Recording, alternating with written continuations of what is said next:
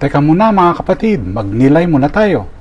Alam mo ba na ang snow leopard ay hindi marunong umatungal tulad ng leon? Sa halip, sila ay nakikipagkomunikasyon gamit ang mahihinang ungol, mga hisses at tunog na tinatawag na shuffling. Kahit sila ay makapangyarihang mga ngaso, sila ay tahimik, thriving in harsh mountain environments through gentleness and stealth, hindi sa ingay. Sa aklat ng Exodus, binasa natin ang tahimik na pag-alis ng mga Israelita mula sa Ehipto. Matapos ang maraming taon ng paghihirap, sila ay umalis ng nagmamadali.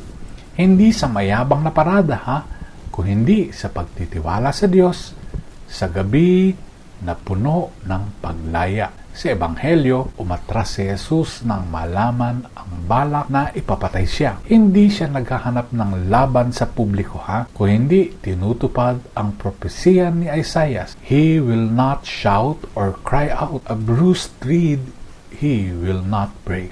Ang kanyang misyon ay puno ng banayad na lakas at paghilom. Tulad ng snow leopard, ang tunay na lakas ni Kristo ay tahimik at may layunin, because true power does not need to shout. Sa mundo ngayong puno ng ingay at pagmamataas, itinuro na Jesus ang daan ng awa at kababaang loob.